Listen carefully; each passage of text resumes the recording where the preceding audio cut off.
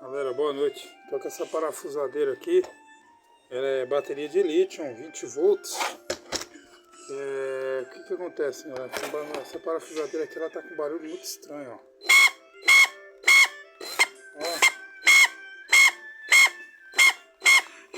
Ó, muito estranho, ó. Vamos ver, abrir ela pra ver possivelmente o barulho de engrenagem aí, né, galera? Engrenagem ou falta de lubrificação, alguma coisa assim.